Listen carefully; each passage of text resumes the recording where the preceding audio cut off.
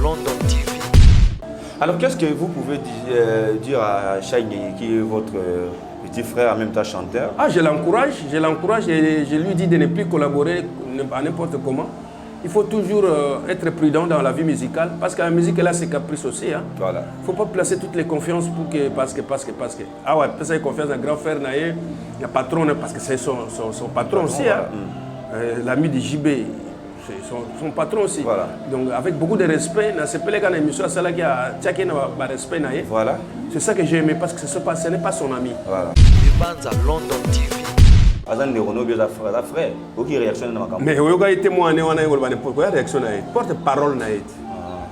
Nalandi sous moi, on a garde de corps naïe.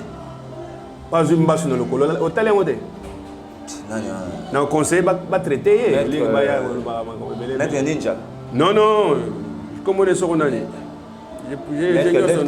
Delta, où ça doit être ce maître-là. Ambassou Balaxé, dans les réseaux sociaux. Azole la bi wera kangele téléphone tout ça. Il faut pas traiter comme bon en tant qu'ambassadeur de la paix au lieu d'envoyer les gens dire n'importe quoi à la télévision. Ça je regrette. Ils ont la place de sonner. London TV. Wengeno lobby au gros téléphone te kobenga wera son kende kunanga eta na wiki boye pourquoi ça liamote. Bon pourquoi pas benga nga pona le banana posa ba mise mon pas petit est-ce que to sala na petit témoin je pas na benga ngate. Olinga na benga point. Te na lobby te nga na lika yo benga. Il n'y a pas de parce qu'il savait aussi que c'est notre frère. On négocier, non, on a petit on faillite, petit on pouvait le faire. Non? Ce n'est pas seulement qu'il doit aller vers lui. Pourquoi?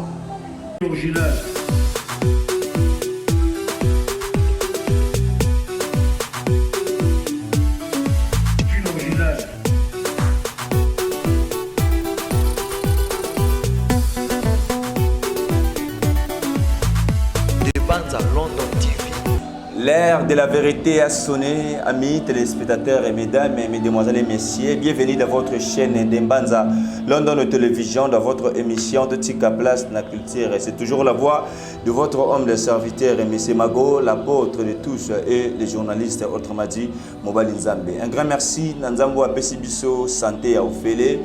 Pema ya ofele, liberté ya ofele, ils allaient toujours malamu kopé ça ramène merci pas Nzambe parce que biso to la muki na kimia na bonne santé, mais ça bande ko belair bazana bopito, mingi bazana kati ya ba salle d'opération, mingi bazana kati ya ba salle d'urgence, monsieur bazana kati ya ba coma, mais on a tout monde sur soutongo lelo, pe ça ramène merci pas Nzambe. La Bible dit celui qui est fidèle dans les petites choses, il sera aussi dans les grandes choses. Aujourd'hui to yambi papa Senado, ngami ko bengi tata malongi. Comment est-ce que la rapso plaisir ko bengi tata malongi. Je pense que ko boyebi Senado azam moko parolier moko ya bato ba pesa pena ba nzembo par rapport il y a artistes basala comme papa Wemba Wenge et tant d'autres artistes et musiciens et moi Mikole Belé moi pe ba atteint Belé à bunga na média mais je vous rappelle qu'il y a na Kinshasa to meki mukeko ya mbaito mais comme ko soana par rapport il y a vive la musique par rapport à relation papa Wemba par rapport à relation et puis par rapport à l'évolution, il y a la musique à Congo, puis tout simplement impressionné par rapport à Nzembo, ils ont comme la différence. Merci na Debrine original les 3 fois arena. Merci na Moïse Konde na prise de vie. Merci na Maître Baïna très fort judoka international les combattants responsables. Merci na Bisso aussi na Sam Konko le nécessaire monter ma mère aimer Konko. Ça na même langage na équipe technique qui va refondre la caméra. Bogolim ça peut qu'on a pas désagréments sur moi qui va manquer pour tout ça l'émission. Tout ça moi libanda parce que Congo donc courant ils ont semble difficile. Papa Senado, bonjour. Bonjour Mobile Nzambe, bonjour. Soyez le bienvenu chez moi. Merci. Bonne santé. Ah, santé, répondre à mon Nzamba permettre de grâce à lui. Monsieur tout l'amour qui bien, tout ça bien, il n'y a pas de souci. Tata Malone. Oui. Boni Moussala, ils ont bien. Ah, Moussala est bien. Bonga Moussala nanga ezala toujours permanent. Voilà. Nganaza oyo à ça la na réflexion. Voilà.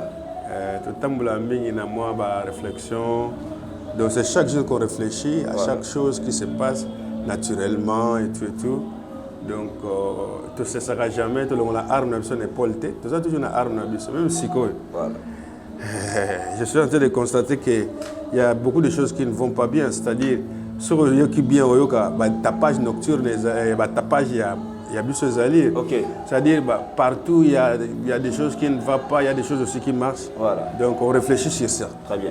Ça va. Mais l'engagement au yebisana na bandeko ba otaf na kati ya parce que zamba liboso na yambo na kati ya chaîne na biso Dembanza London Television. Un mot pour nous abonner à Dembanza London Television. Dembanza London Television. Na osenga na bino Télé Vérité. Yango. Voilà. Et puis la télé de confiance Yango. Voilà. Et enfin la télé qui mérite Voilà. Yango. C'est une bonne télévision, c'est la gaieté, Voilà. c'est la fierté, vraiment l'image claire, impeccable. Très bien. Alors papa Senado ngala bengo tata Malongi. Yo linga ba bengo tata Malongi. En tout cas oyebi. Alors tata Malongi na mo pousser. Na ngo za mo kuti. O se présenter ba yeba Senado Benazan nan. Ah tata Nzambe. Nga besoin se présenter. Te mais ba musu ba yeba bana bano ba yoka kayo. Parce que ça dans toute la génération sika ba musu ba yoki yoka ba yebi yo pena. Bon ngai kombo na ngai Senado. Mais kombo na ngana linga ba benga ngai ndenge lobi ezali tata Malongi. Kombo na mutu pesa ngango ezali papa Wemba. Voilà. Na travail qui mis à côté naie en tant que son collaborateur. Voilà. Il y a beaucoup de choses. Et puis Nazali auteur compositeur, il y a plusieurs chansons. Voilà. Pour Boyo Kaka et Bini Sarabino et Charabiso moi bilengi. Mingi nazana kati wana. Voilà. Et Nazali grand frère il y a Moko Nabi Sopé. Ibubacha Ingenge que j'ai salé en passant. Voilà. Et à toute la famille de Ingenge je dis bonjour. Et Nazali Oyo babengaka mingi chansonnier. Voilà. Mais bien obenga parolier. Nga parolier na lingaka parce que parolier vient du mot parole. Nga na salaka parole te. Parole eza ba mosaka ntu ba salaka bango baza ba bon parole. Mais nga na chansonnier parce que na salaka nzembo mobimba. Mélodie, rythme, ba tic nyonso tu na salaka. Yango mi bengaka chansonnier. Voilà à peu près mon identité. Très bien. Mais chansonnier na parolier, dis-nous, c'est quoi vraiment la différence? Ben, moi, je crois que parolier, ce sont des anciennes appellations. Par rapport à quoi je dis ça? Parolier, ça vient du mot parole. Voilà. Vous entendez parler déjà des paroles. Parolier, c'est quelqu'un qui compose des bonnes paroles. Mais ce n'est pas le cas avec moi. Chansonnier, c'est la personne qui a même toute une chanson. Okay. C'est-à-dire, dans la chanson, il y a les paroles, voilà. Il y a le rythme, il y a la mélodie, il y a même les tics. Quand un artiste chante, il te fait des tics. Okay. C'est aussi quelque chose qui compose la chanson. Parce que, vous savez, dans la chanson, s'il y a aussi des tics, ça démontre que ça, c'est la rumba, ça, c'est la fiesta, voilà. Ça, ça démontre que c'est la rumba, c'est la fiesta, c'est le slow, c'est... Tout ça, c'est dans le tic auquel votre chanteur est en train de chanter la chanson. Donc, je suis chansonnier. Voilà. Parce que je fais la chanson et je ne fais pas les paroles seulement. Voilà, chansonniste. Chansonnier, oui. Chansonnier, voilà. Tout sur l'homme qui est Tata Malongi. Depuis quand au côté celui qui fait la charpente d'une maison l'appelle charpentier. Charpentier. Tu vois Celui qui construit la maison l'appelle maçon. Pas c'est la maçonnerie. Donc, il y a chaque chose à son appellation. Voilà. Et nous devons respecter cette appellation-là. Voilà. Ça dit, moi, je ne suis pas un simple parolier. Là, je suis trop mini, vous me diminuez. Voilà. Je ne le suis pas. Moi, je suis un chansonnier qui compose toute une chanson à son entièreté. Voilà. Très bien. Alors, j'aimerais d'abord savoir, au bandit qui travaille avec un musicien, ça doit être combien de temps? Ah, ça fait un bail. Ça fait très longtemps. Je ne sais même pas calculer tout ça. Ça fait beaucoup des années. J'ai travaillé avec les DFAO, j'ai travaillé avec tout le monde que tu connais. Voilà. Je ne peux pas citer les noms des gens ici parce qu'on n'est pas venu pour ça. Mais ça date. Très bien. Mais depuis que j'étais à l'université, je faisais que la chanson aussi. Voilà. Mais Michel, on travaille avec les DFAO, Oui, bon, on a travaillé avec les DFAO, j'ai travaillé avec des DFAO, pas trop vraiment. Pas trop, voilà. Mais tout ça, les mots vont tourner. Parce que je chante aussi, je suis un grand chanteur que tu ne peux pas négliger. On a travaillé avec Papa Chéri, Jimem Piana, Binadam, Salvatore de la Patrie, que j'ai salué en passant. On a travaillé avec, d'ailleurs c'est lui qui est le mieux côté dans mon cœur aussi.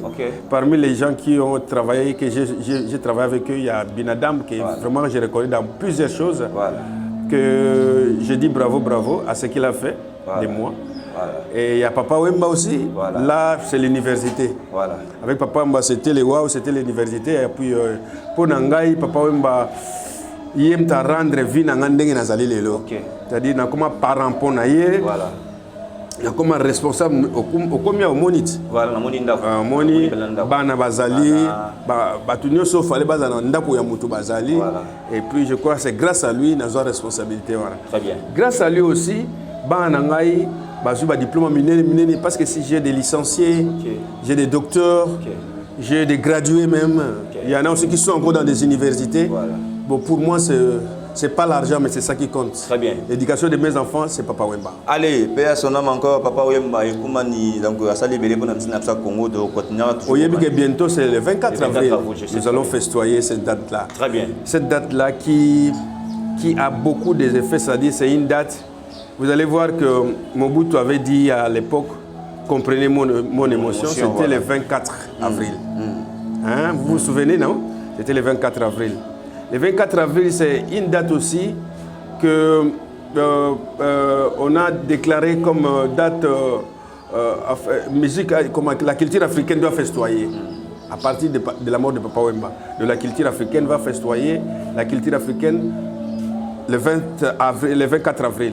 Il y a aussi Papa Wemba qui est décédé lui-même le 24 avril. C'est une date inoubliable. C'est une date qu'on va festoyer, bien qu'on va festoyer pour Papa Wemba, mais avec beaucoup d'effets. Voilà. Très bien. Tata Malongi, nous avons quand même moment pour expliquer biso. Nzembo nini ya liboso pesa na Viva la Musica. Nzembo nanga ya liboso comme yemo la olo bango, ezalaki na Bruxelles référence ya Sagi Charoufa. Ambiance à gogo, tout le monde sai. On dirait bonne année, et tout le monde.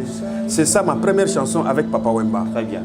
Mais quand ce que au Pesa Nzembo ana yom do koma qui mélodie tout au consort yayo ou bien la plupart des chansons au Pesa Papa Wemba ezala diana ba rythme na katito ou ezala moins particulière. Non mais écoute, on risque de se répéter, on vient de le dire ici. Lorsqu'on remet une chanson à quelqu'un, ça veut dire il y a tout là-dedans, non? C'était comme ça que je l'avais présenté. Okay. D'ailleurs, dans ça, papa n'avait rien ajouté, il n'avait rien enlevé. Ça dit, mais c'est sur mesure cette chanson ici. Ça dit, c'est moi qui ai composé, c'est pas toi. Ça dit, il y a moi dans la télévision, non? C'est pas moi qui dois expliquer. Il y a moi dans le bango, tata, tout ça. Vraiment, c'est un grand compositeur. Azao Lobango. Je crois que Ndenga Memelaki, Ndenga Saleleango, a tcheka voix nae et pesango importance. Très bien. Est-ce que Tata Malongi a dit parmi les membres il y a Bureau Val, il y a Viva la Musique, il y a influenceur Ngai, j'étais dans Viva la Musique par rapport à Papa Wemba. Papa Wemba a été collaborateur dans Ngai. Alors, lorsqu'on sert quelqu'un comme Papa Wemba, carrément il faut servir Viva la Musique quelque part. Okay. Parce que Zaki a annexé, tel Papa Wemba, c'est Viva la Musique, c'est Moloka. Il y avait 3 organes qui étaient vraiment reliés à Papa Wemba. Voilà. Viva, Moloka et tout ça. Donc, Nazala qui en même temps, dans Viva, s'il faut contribuer quelque chose, je le faisais. Voilà. Preuve en est que dans Nazala qui rajeunissement, il y a Bana Malongi. Okay. Ça, c'est Viva la Musique. Okay. C'est-à-dire, il y a Sengaïngaï. Qu'est-ce qu'on peut faire? Parce que Viva, et je m'abaisse Mouké, il faut rajeunir les groupes. Bon, on va rajeunir les groupes comment? Il faut engager les jeunes gens. Abissa la casting. Dans le casting, on a vu les jeunes gens tout.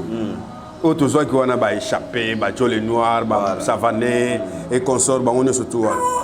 Alors, tout on a composé qui Bana Malongi. Pourquoi Bana Malongi?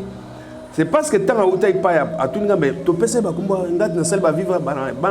une nouvelle écriture, tu peux faire un communiste.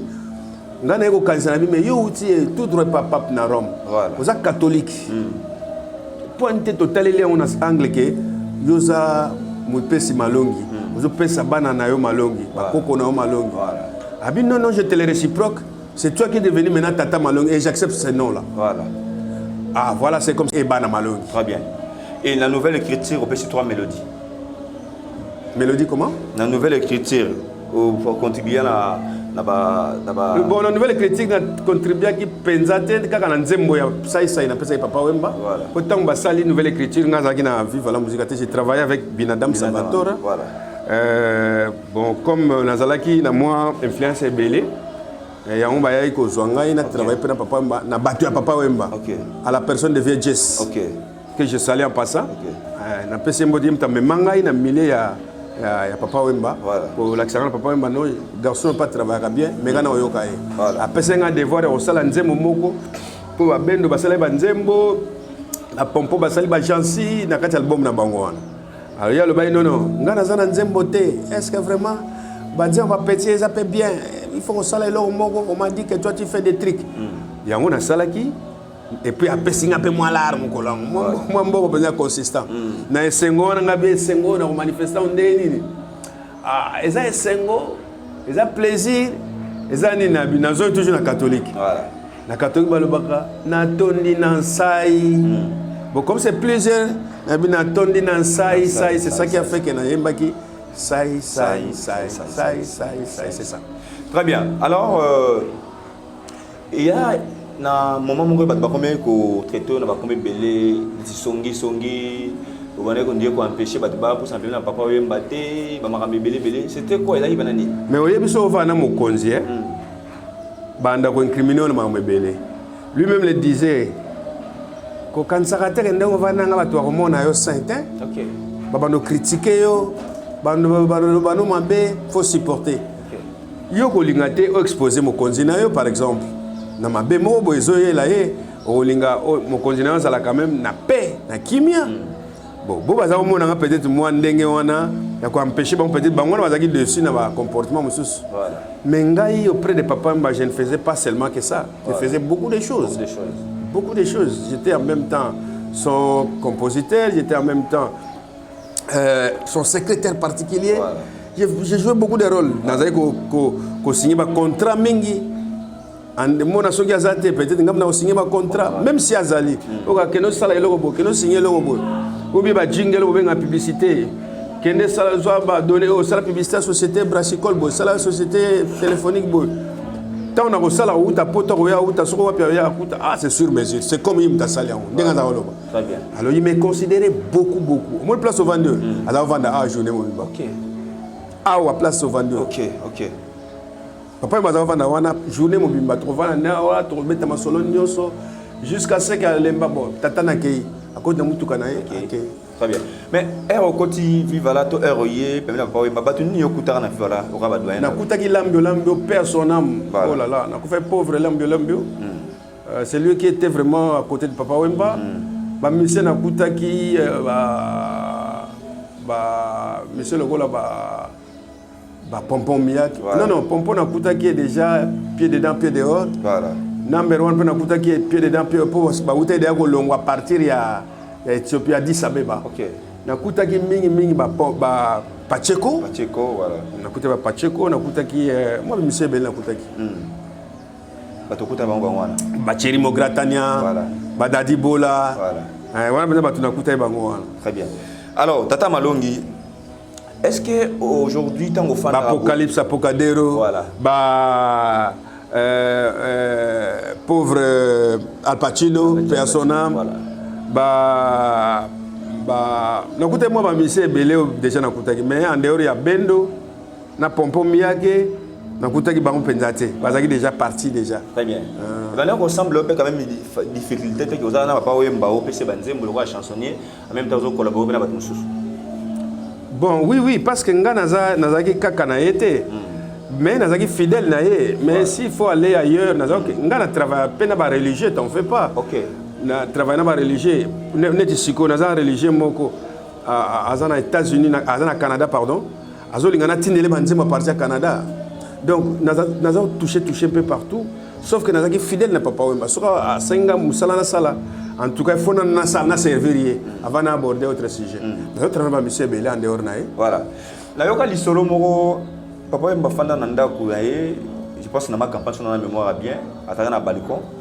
Koye monsieur likamoko na litoli, monsieur qui mère a quitté. Atunio po na nini. Obino to koma na retard, du coup Papa Wemba yo tomboka sidiki yo kimimbango. Suite à l'histoire yo sukande. Nazo za question na mingi nazo kutozwa ngo dernièrement na émission mo ya Wilika Mbeke je salue non mais ezaki likamo ya munene pétain maman yaki un peu brusque OK awutaki voyage ubika basi ne bazalaka wiki peut-être ayoka ye mabe mobali na Kisasa ye mo musika peut-être ayoka litoi mo mabe akizu avion akiti Kisasa tant comme Kisasa mobali na lobi non oye ndenge nini nga na yebite kozoya c'est par là mobali na lobi nanga kene kozongisa ye na aéroport kaka na avion yaki azonga nango okene mosala checking Maman Amazon. oui bokende azonga poto ba atiki bana yawa yebisinga te bon talaka mère azo peser hein maman Amazon hein Marie Rose le Zolo moi c'est un grand frère bon nakoka pe jamais ko zombala mo makolona kenda te nazaki obligé ya ko amortir mo papa muke mais to sala ki j'ai ya okene quelque part na bino mère ça sert à rien to kende zonga na onda kuna yo bon discuter bon yokana et puis ça va passer Voilà. tant to zongi pe na na sur le tabi pour ni bokete ngabi non to kuti avion vraiment ezaki prêt okende biso to rata avion. C'est comme ça en tout cas, comprenez ngai. Mais na fabriquer un peu bon, na tia couple à l'aise, mais on s'est concerté na pourquoi. C'était que ça, c'était pas autre chose. Aussi pour le bien qui ba remet ba c'est qui papa malongi songi mais là parce que ba ne olinga leader no mingi tout fois plus ça mène parce que ce qui m'a bien comme lié et comme il peut yo. Mais c'est moi René na Kisasa a qui ba bio et ba nombre ya bana papa wemba. Ah. Mais moi ça le banga ça père de plusieurs enfants. Est-ce que so cap na mobali nzambe mago oso yo cap na ke papa malobi moi j'ai tel nombre d'enfants oso ka tane miso moi le bango que j'ai tel nombre d'enfants alors le bagage je suis père de plusieurs enfants c'est ça que je dis je répète que la même phrase il était père de plusieurs enfants le nombre ça ne sert à rien de vous le dire parce que lui-même n'avait pas dit ça il était père de plusieurs enfants un peu bas. Pardon? Non, ça non. Nazula tawa moi si moi papa manda koute. So nazula genda udo ngara ibatu na mimosa te. Na kemba mimosa zo tangana ne dit absolument rien, ne me dit absolument rien. Voilà. Bon ba commissionnaire bazarate ba luka banda. Parce que aller au jeu ba rôle belé pas na ibatu balobi. Non mais ya banda ko ya bongote papa n'était pas là pour so ka banda ko pona basi non. Voilà. Non, il avait sa maison quand même. Voilà. Les relations maman Amazon les a comment? Relation na yo. En étroite collaboration. Nous avons très bien aillé. Moi c'est un grand frère nangai que j'appelle mon grand frère. Voilà. Yé toko zo ane problème jamais parce que oyebi baloba ngo na biso ba indo baloba. Ba oui ba kufi kasi ba kufite. Place bazali ba yoka rappel biso. Ouais. Alors ce que le papa m'a le père son âme, ce que ba yoka rappel biso ngo. Ayoka kengana famille na ina simato kamatani na mwasi na eto kamatani. Tu vois ce que ça fait non? Alors moi je préfère natika na famille na bana na mwasi na en très bon terme sauf que telle musique c'est ça qu'on parle pas avec Amazon. Voilà. On peut pas parler de musique avec Amazon parce que Asa musicien ngana lo bagana tout ce qui est de la famille. Voilà. Mais tout ce qui est musique, j'ai parlé avec son mari. Tu vois? Voilà. Donc il y a des choses différentes que nous devons comprendre qu'il y a la musique qui était. Il y a aussi la famille qui est restée. Voilà. Est-ce que les Africains ont ça relation musu sur base appelé papa demander de rôle groupe ya de rôle groupe poli. Banani? Groupe poli. Bipoli oui je pense. Ah bipoli baza ba ene nanga nga kuna kuta même pas trace na bango bazaki na ba vieux jado Les Cambodgiens. Les Cambodgiens bazaki na ba redi amisi. Marai, Lidjo Kwempa. Voilà. Là, c'était l'époque. Voilà. Avant même Nouvelle Écriture. Donc moi, je suis venu quand Nouvelle Écriture a pris presque sa fin. Voilà. Donc ça n'a rien à voir avec moi. Je n'ai pas vécu dans ma vie. Mais comment est-ce que tu es mal à l'aise? Nous sommes mal à l'aise et nous sentir que nous sommes intercalés. Ah bah histoire exemple belé pour ne pas aller. Mais non, vous pouvez pas donner comme ça l'abstrait. Il faut citer tant qu'il y a tel net batoubo bazaki moi mal à l'aise. Mais ça je viens de répondre ici. Vous risquez de faire la question deux fois. Si on a bané ko intercalé, c'est-à-dire na moni kamongo yeli peut-être tina. Voilà. Papa m'appelait troisième oreille. Voilà. Troisième oreille ça signifie quoi? C'est-à-dire ce qu'il peut résoudre moi aussi je peux résoudre à sa place. Oh. Oui.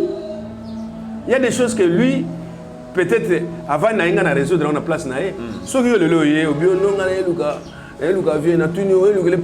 non, viens à cop mon aïe. Si on a besoin de copango, c'est déjà je banalise. Voilà. Il dit mais oui besoin pour un copango Voilà. Copango nini. Peut-être vous pour embêter vieux. Nana molinga Vous allez comprendre déjà. Si je comprenais que Moto est pour quelqu'un qui vient pour un contrat par exemple, vous allez comprendre qu'il est venu pour le sérieux pour un contrat. Voilà. Tant vous sentir que oui vraiment non, est-ce que je peux voir Papa Wemba? C'est pour bon, il y a une production. Vous comprenez déjà que c'est un problème de la production. Voilà. Allez vous aborder le sujet, vous solo li, vous pensez pas Papa Wemba. Voilà. Papa Madame Sao le Barat termine avec lui. Voilà. Et on termine avec toi. Ok. Donc ce n'est pas toujours qu'on a empêché comme Papa Wemba, comme Papa Wemba. Pourquoi? Voilà. Nakotala, si je n'ai rien à déranger parce qu'il y a des choses qui ne sont pas liées. Ok. So que vraiment fallait terminer ça. Vous m'amenez des gens qui me parlent des choses. Tu vois, il y avait des choses où il n'y a pas de gangelanga. Il faut que ça ait limite. Voilà. Bon, le rôle de la troisième Papa Wemba, est-ce qu'aujourd'hui. Troisième oreille. Troisième oreille. Est-ce que l'autre baquet, sincèrement, la ligne de mon qui est explication claire, le pas on va pas y bezalaka. Le pas on est zalit, mais batte kangot. L'État s'assomba yango. Vous évitez. L'État s'assomba yango. Pourquoi côté kango pour ta bana bazali? Ah, mais dans le bien, est-ce que yo côté il y a famille à battre? Parce que vous avez proche. Non, papa, tout ça la part des choses. Dans la zalaki, moko ya pembe na Papa Wemba. Na se limité que je ne peux pas aller jusque dans sa famille. Non, ça c'est pas mon problème. Problème dans les zalaki musicos, problème dans les zalaki limité. Na aucun était au-delà le roi papa m'a dit que non, boti côté le papa ça c'est quoi ça? Moi je suis qui dans la famille. Ils savent pourquoi ils ont vendu ça. Et ils savent pourquoi ils n'ont pas fait pour d'autres parcelles. Parce qu'il y en a aussi d'autres parcelles, non? Ah, voilà. Lelo na koyoka, je pense que ça quand même na Congo qui ça obi besoin de recevoir maman Amazon na koyoka lelo est-ce que ils ça la bino comment kota la vivre la musique oyo Papa Wemba tiki la bino ya bino mais au moins na kata vivre la musique le comment le roi des photos au na vivre baya koto vivre la musique tant que je mona le roi na tata malongi ça na désolé beloni et le blanc et l'autre et le blanc rien. Je sais qu'il y a une chose que moi je sais dans ma tête. Ce qui leader à perdre vie et comment passer pour le groupe où on est ressuscité sous les Alandeng et Zalaki. Ça, je reconnais. Est-ce que Vampire va couper ça sous Vampire va couper ça? Ok, jazz, il y a l'homme Makiadi. Ça existe vraiment? Orchestre Bob Marley. Orchestre Jimmy Cliff. Il y a Peter Tosh, il y a Michael Jackson. Pour ne citer que c'est là. L'orchestre Rwanda, ce qui existe en termes de nostalgie. Okay. Mais il faut vivre c'est très très difficile. Parce que Dieu qui nous a créés a octroyé aussi à chacun de nous sa bénédiction. Alors, je pose à un journaliste, Bogaro Zana Sima ya caméra, Moïse Kakonde, est-ce que nous avons place à Moïse? Zamba Pessier, les Cabonaïs, à son image. Yopé, après ce Cabonaïs, en tant que journaliste, on posait ma question au Tangela Kiango. Naipé, tant que Zamba Pessier, on composé. Donc, à chacun de nous, quelque chose, Zamba Pessaki. Mais là, j'ai fait un trait du nom. Nous tous, nous avons quelque chose de Papa Wemba. Tout le monde a quelque chose de Papa Wemba. Très bien. Tout le monde a quelque chose de Papa Wemba. Et bah ça là qui monument aux aïeux. Oui, dans la place wana. Les bails qu'on dévoile dans la qui wana. C'était quoi votre réaction par rapport à monument? Ah, ça m'a fait. Et ça là un sengo mais à passe. Et ça là un sengo. Pour na bano monaye et au tika na ba histoire. Biso to koleka yango au tika là et sengo za la qui wana. Pour sali ba preuve tout fala ka sala sali mission na nzamba tindaki. Mais ça là qui mawa mingi. Passe dans mon thème c'était ça. Très bien. On va évoluer. Je vous rappelle que nous sommes avec Tata Malongi, Congo Zara, signement pas Emo Papa Wemba, Senado. Donc je pense que toujours qui en est malé bandekobota se poser belé nakati ya Dembanza London Television. Est-ce que nous avons fait ça maître Célestin Goma Mbote sur ligne n'avons fait Mbote. Célestin Goma, je vous salue. N'a pas sur son excellence Néron Mbungu. Respect. Bakata sali boy. Donc respect. Voilà. Na mbungu. Na opesa mbote bongo na Squamanto Bobo Bahati.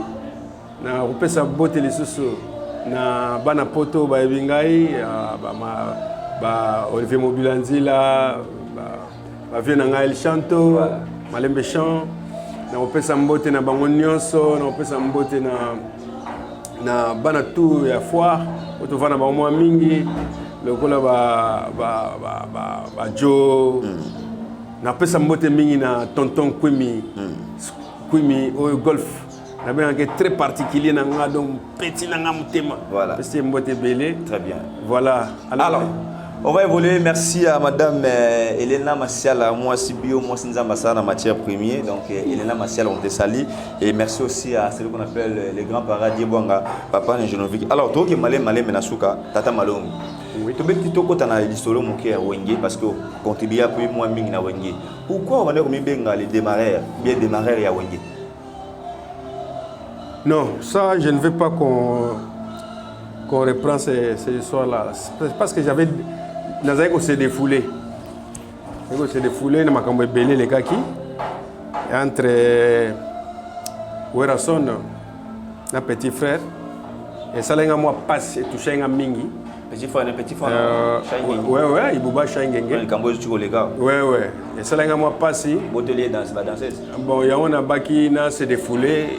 Pour nous mettre ça, Wera, pourquoi il doit le faire à son petit frère?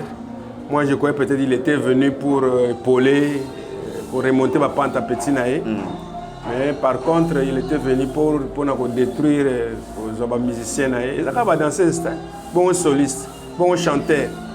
Moi, très important.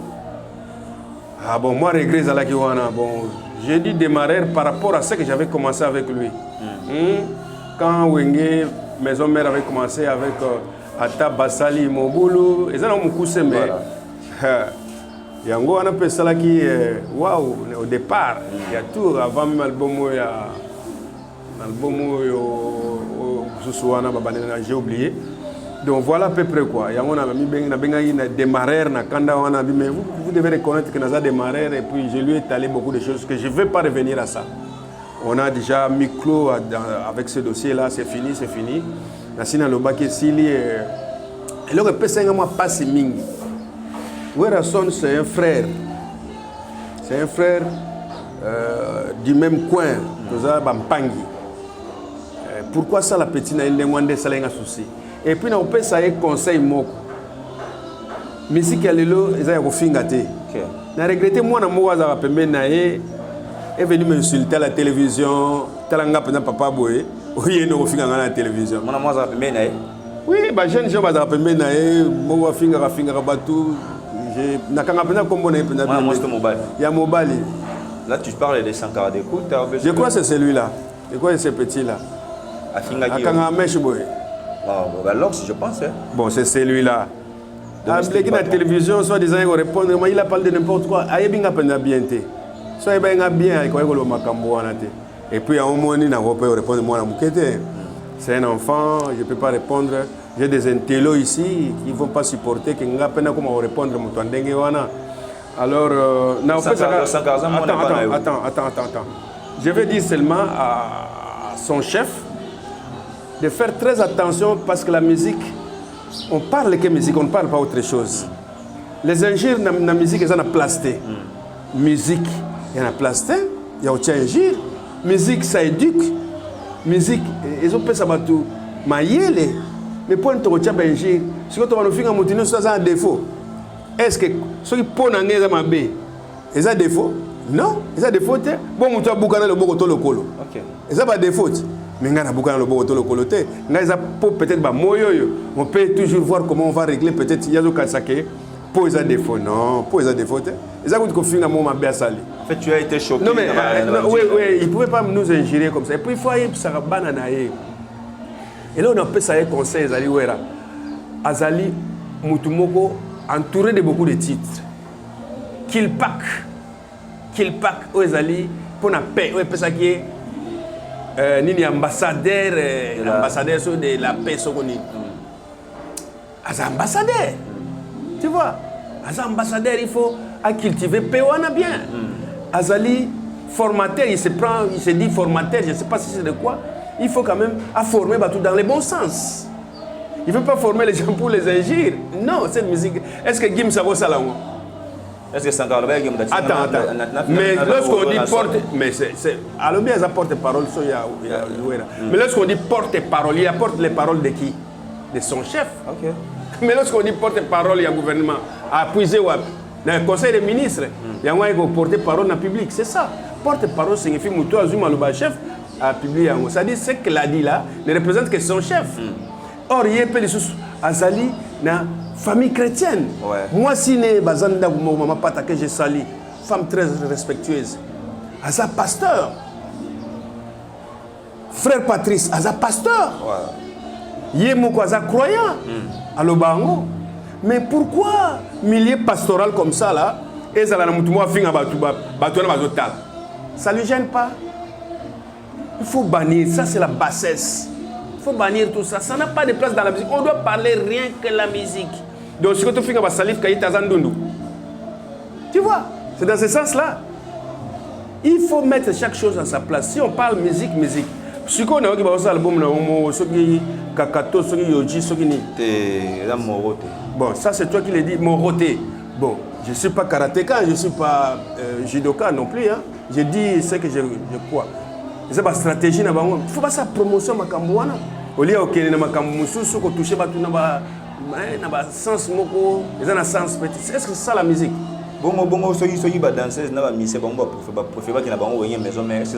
Est-ce que nous pouvons traîner dans ça? Moi je ne veux pas qu'on traîne dans ça. C'est ça que je dis, non? Non, change. Est-ce que vous avez une réaction à la sonde de Makambo? Frère, vous avez une réaction à Makambo? Mais vous avez témoigné, on a une réaction. Porte-parole. Nalandi sous moi, il y a garde des corps. Pas une basse dans le colo. Au talent, on conseil va traiter. Maître Ninja. Non. Comment on est sur Delta, ça doit être ce maître-là. Ambassou Balaxé, dans les réseaux sociaux. Azole là, Wera, Kangele, téléphone, tout ça. Il faut pas traiter comme bon en tant qu'ambassadeur de la paix au lieu d'envoyer les gens dire n'importe quoi à la télévision. Ça, je regrette. Ils ont la place de Nsone. Ils ont la place de Fingarabatu. Vous avez mal côté. Ne crois pas que ça va vous remonter si quelqu'un gire les gens. Non. Un homme sérieux ne peut pas suivre ces histoires-là. Très bien.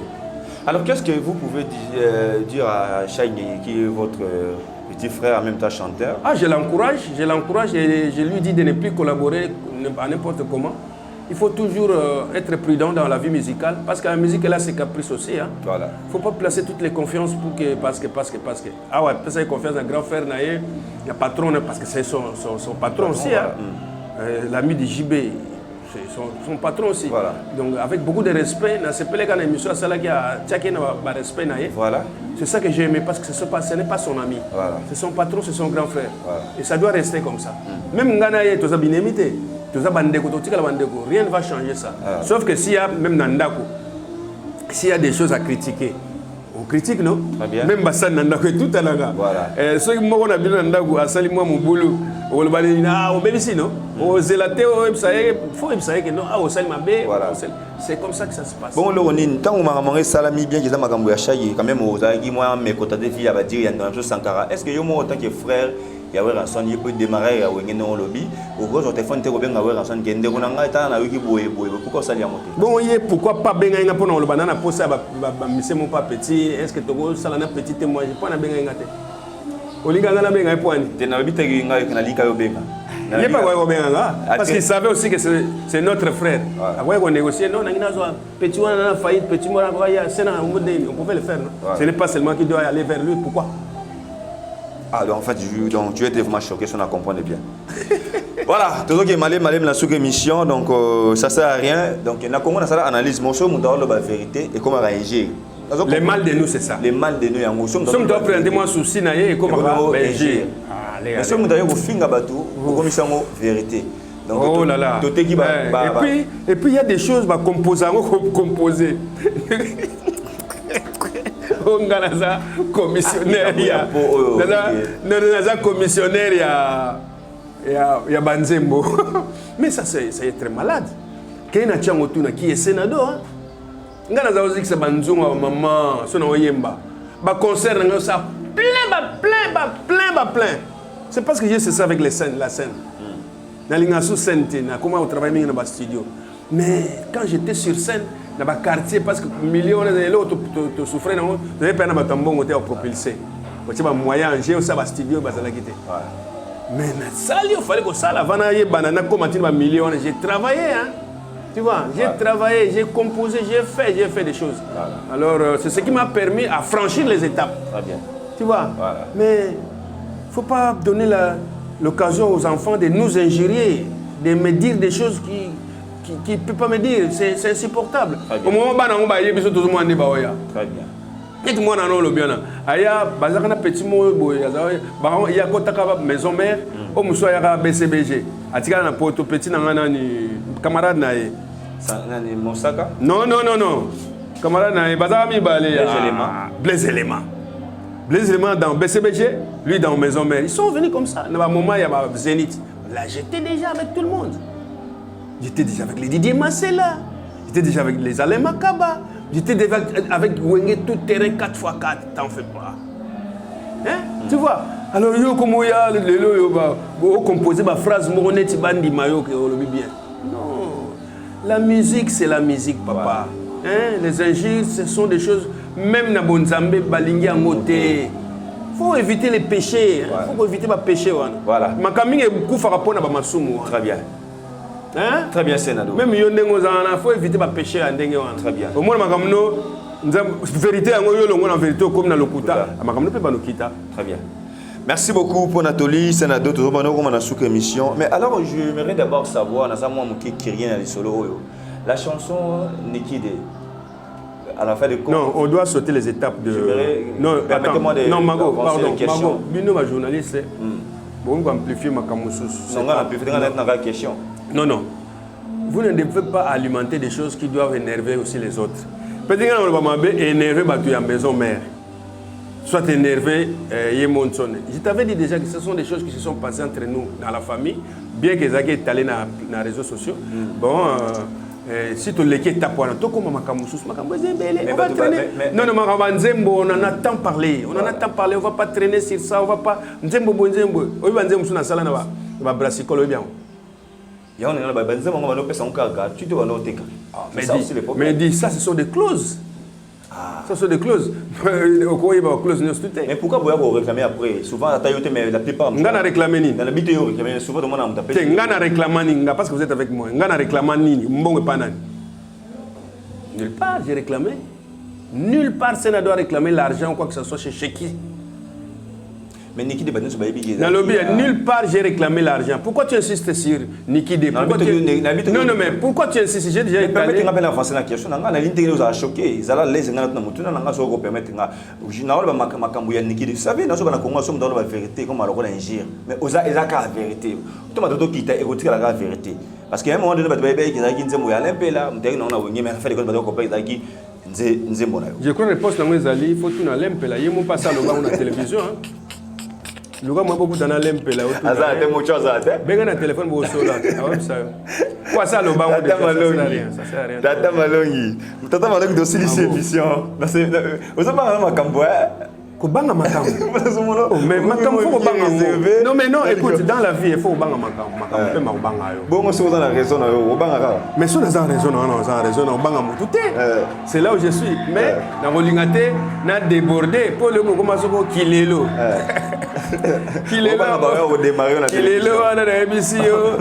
Vous devez faire très attention avec les kilelo. Vous avez des coups d'envoyer du souci. Nani? Des coups.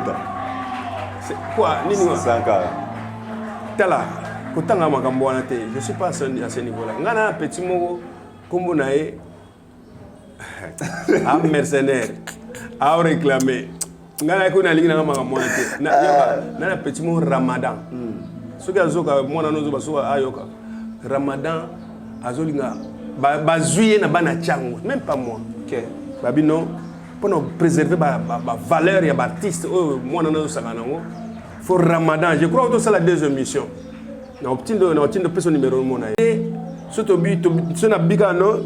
J'accepte qu'il y a ça n'importe quoi. Il y a un bon finger. Parce que ma bouche va peser dans ça. Voilà.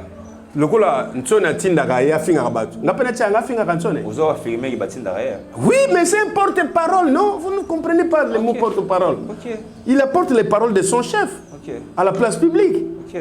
est-ce qu'il y a inventé un marmiolo ba composango ou est-ce que non le baboke yango ekoloba yango porte-parole il amène les paroles à la place publique Très bien. Merci beaucoup. Tout ce qui est Michel Lelo. Est-ce qu'aujourd'hui. est-ce que le na fingi mutu na lobi na mutu mabe Non. na lobi ka moi vérité yo lingi na loba Est-ce que Lelo, tout ce émission, Banzembo, Oza chansonnier, nous le pesa Banzembo, mélodie, tout consort par rapport à parolier. Mais est-ce que Banzembo Oza Lelo? Oza remarqué la Banzembo Lelo? Banzembo eza malamu, eza mabete. Mais nazolinga mingi, nazolinga ba innovaka rumba. Ba rumba na biso oyo ezali richesse munene. Na otomona jeune moko Yekima. Asali rumba parole. Parole, voilà. On a innové. Ouais. On dit qu'il est sorti de l'ordinaire. Voilà. Il a fait ça autrement. Au monde même accoutrement à l'africaine. Voilà, Yekima. Yekima. En tout cas, je suis avec lui. Yekima, c'est un garçon qui a fait ça autrement. Il est sorti de l'ordinaire. Il dit, non. Non. On en a marre. C'est dit déjà entendu. Oui. C'est dit déjà entendu. Il faut faire autre chose autrement aussi. La musique n'a pas de frontières. Même dans l'innovation, je le fais. Okay. Je le fais pendant rumba, autrement. Et là, je salue Karmapa, je salue Mkwabongo, je salue les artistes qui le font. Vraiment, Nazana pour Bango. Obi gato bivin sayakana eloko moko ya sika la musique. Bien que ezaki akupa ki on anzela, je sais pas pourquoi na regretaka ye. Azala kiawa pembeni nanga, il avait innové. Mais musique elle est comme ça c'est quoi ça? On attend la générique ou bien on attend la mélodie? Générique ezaka obina ça sert à quoi? Tozoka makamni nozoloba ozo porter nini na musique congolaise ozo saba batu nini message eza nini Mario na lembio ezaki message eza ko édifier mibali pour ne pas être derrière les femmes pour prendre son devant mais ils ont apporté ni ça c'est quoi ça? Monotonie, c'est dit déjà entendu. Il n'y a pas de nouveau. Le temps est révolu. Très bien. Merci beaucoup, Sénado Tata Malong de CIC émission Lelo.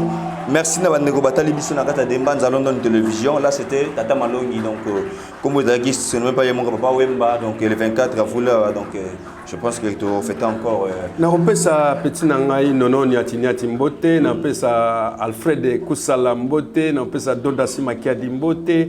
Nakopesa Didier Unganda Mbote, nakopesa Richard Mimi, nabenga Mimi. Voilà. Nakopesa Mbote, Yazan Lubumbashi, nakopesa Bana Mbote, bazamo musika nakopesa Mbote. Et puis nakopesa bandeko nyoso baibinga peut-être na bosani bakombo. Voilà. Vraiment on est ensemble, on est de cœur. Na blessé mutute na pesi mukusa param. Mukusa Antonio na opesa mbote na opesa pe mbote na Kali Jogo na opesa mbote petit nanga confiance na opesa na bandela soko opesa Bobo Squamanto Bati na opesa mbote bele na l'homme le réélu Dédé Moupassa.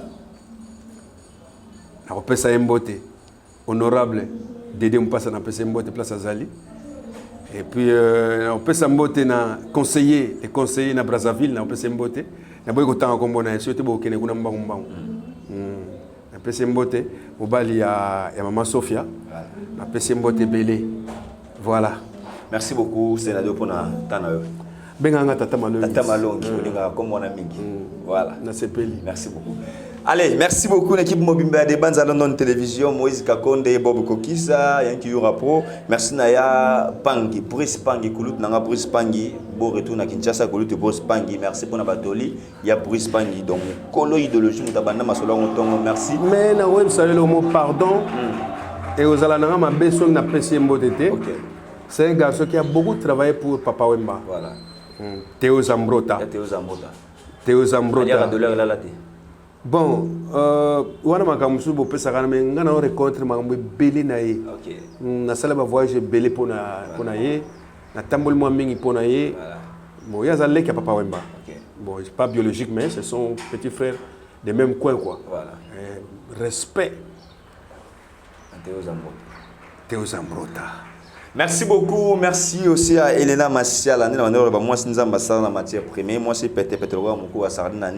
Elena Massiala, tira la bio. Moi, c'est à lèvres. Dans le anglais, la langue belée, mais moi, je donc, je peux venir déjà chroniquer ce nabiso à lobby. Elena Massiala, tonton Magote Sali. Et puis, merci. Nabiso Nabeba, so battu na kata Dembanza, London Télévision. Allez, tokotani mokolo mosusu. Que Dieu nous aide. Allez, portez-vous bien. Bye.